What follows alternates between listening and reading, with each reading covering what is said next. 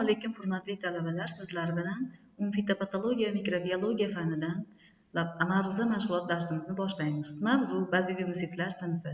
Reja bazidiomitsitlar sinfining tavsifi. Ikkinchisi sistematikasi, meva tanalari va bazidiyalarning tuzilishi. Bazidiomitsitlar sinfi Bazidiomycetes sinfiga kiritilib, bu sinf 30 000 zamburug' turlarini o'z ichiga oladi. Ularning ko'pchiligi o'rmon daraxtlarida chiritish kasalligini qo'zg'atadi. Jinsiy jarayon natijasida yuzaga keluvchi hosilalar bazidiya va bazidiya sporalardir. Jinsiz yo'l bilan ko'payishi esa faqat ayrim turlarda uchraydi.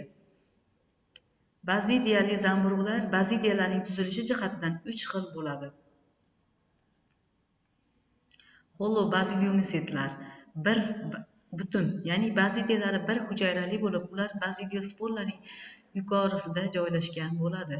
Heterobazidiyalar asosan ular bazidiyalari ko'p hujayrali, bazidiosporalari har bir hujayraning yuqorisida joylashgan bo'ladi. Teleobazidiyalarning esa bir yoki ko'p hujayrali bazidiya va bazidiosporlar tinim davrini o'tkazgan teleosporalardan hosil bo'ladi. Endi holobazidiomitsitlar kenja sinfi bilan sizlar bilan tanishamiz. Bu kenja sinfga mansub zamburug'larning bazidiyalari bir hujayrali silindr yoki to'qmoqsimon shaklga bo'linadi va yuqori qismda 4 ta bazidiya spora hosil qiladi. Kenja sinf ekzobazidiyalar tartibi gimenomitsitlar va gastromitsitlar tartiblar guruhini o'z ichiga oladi.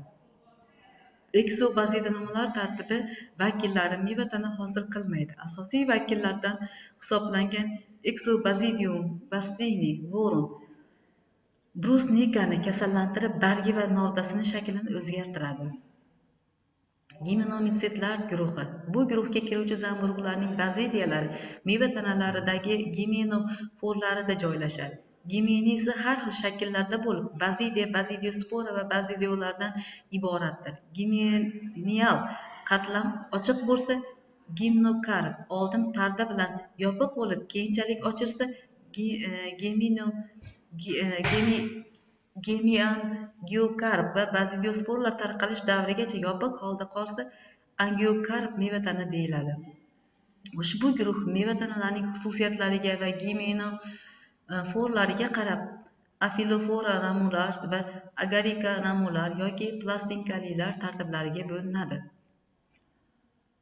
Afilofora tartibi. Bu tartibga kiruvchi zamburug'lar meva tanasining shakli va konsentratsiyasi har xil. Ularning gimenoforlari silliq, g'adir-budir, qattiq, naychali va ba'zan plastinkasimon bo'ladi. Ularning ko'pchilik daraxtlarni chiritish natijasida o'rmon xo'jaligiga ko'pgina zarar yetkazadi. Gorlenko mazkur tartibni 18 oilaga bo'lgan. Teleoforadoshlar oilasi gimenoforlarni silliq yoki g'adir-budir meva tanalari yoyilgan yoki yarim yoyilgan deb ta'rif bergan. Keyingisi, ya'ni zangnamolar tartibi, Uridinales tartibi. Mazkur zamburug' turlari asosan yuksak o'simliklarda parazitlik qilib, xalq xo'jaligiga juda ham katta zarar yetkazadi. Uning rivojlanish doirasi juda murakkabdir.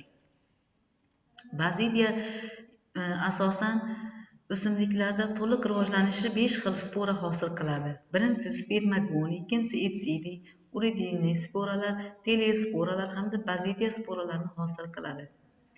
Qora kuya namolar tartibi.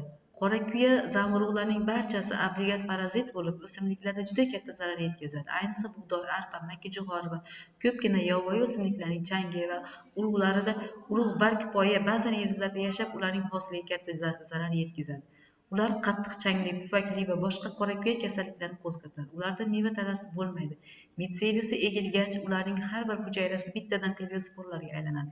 Teleosporalar esa rivojlanganda heterobazidiya bazidiyalarni hosil qiladi. E'tiboringiz